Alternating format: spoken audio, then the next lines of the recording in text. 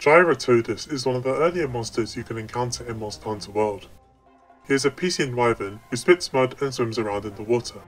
Most starter monsters in the series are encountered at the start of the game and never again, but for Jyuratodus is especially egregious. This monster was done dirty. Jyuratodus lives in the Wildspire Waste. Out of all 7 maps in World and Iceborne, he only resides here. Usually when a monster resides in one map, you aren't going to encounter them much throughout the game. Take a monster like Tetranodon in Rise. He's arguably a starter monster, but you can still encounter him throughout the game as he resides in 3 of the game's 5 maps. Jyuratodus is a different case. He doesn't just reside exclusively in the Wildspire Waste, he can only move in 3 areas of the whole map. You see, Jyuratodus is a Piscian wyvern who navigates by swimming around, as his legs are vulnerable, and keeping them underwater keeps them protected from predators. But because of this, he can only really go in areas that are submerged in water, and only 3 areas of the waste are submerged, 5, 9 and 10. So Jyuratodus can only go in these areas. Monsters in the waste never generally go here.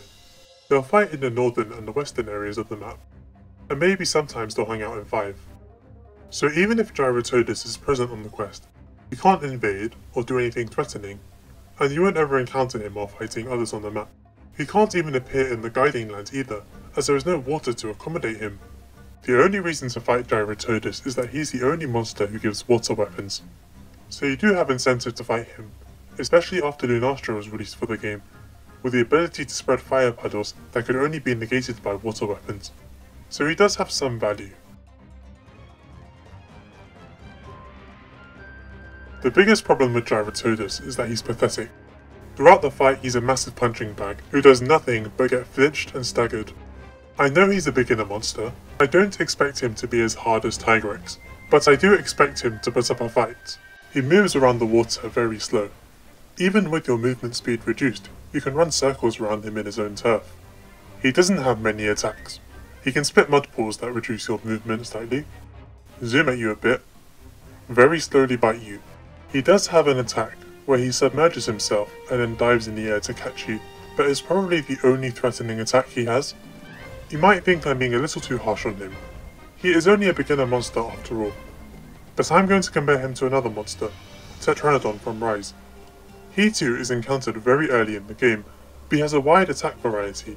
He has pins, he has elemental attacks, and even has an enhanced state where he becomes bigger and his attacks become stronger. Jyuratodus was new to Wild, and Tetranodon was new to Rise. They're both water monsters encountered early in the game. Yet despite that, Tetranodon is just far more interesting and memorable. Even design-wise, Jyuratodus doesn't even look that special. It seems like he's just Lavasioth but reskinned. Here's a fun fact for you. His roars and other voice clips aren't even original. They were taken from another, completely different monster.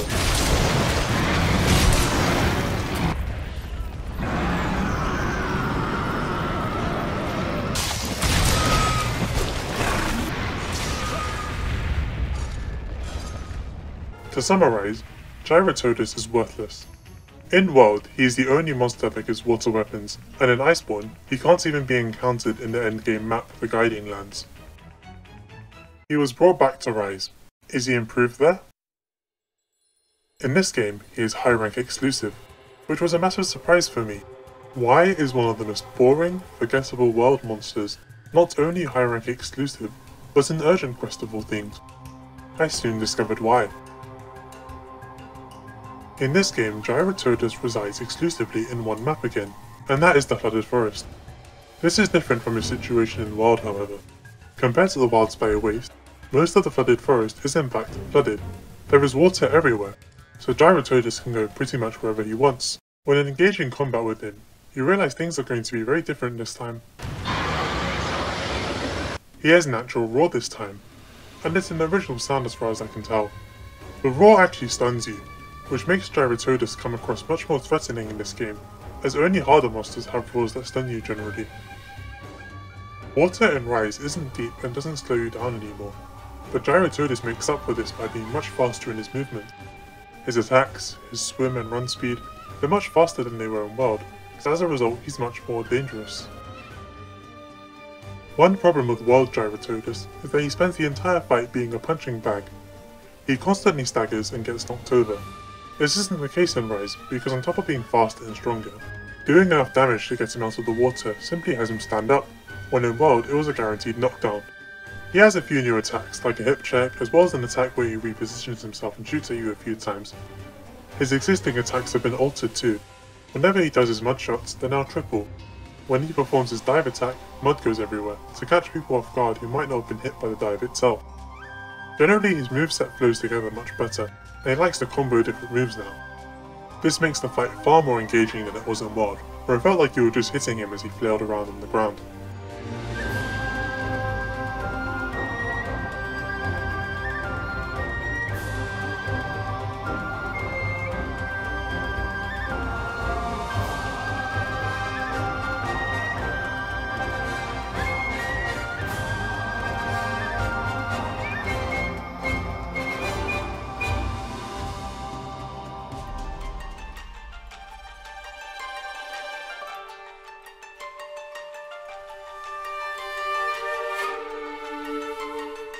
When they changed up Kushala and Rathalos to be more enjoyable, they took monsters known for being annoying and made them fun while keeping the danger.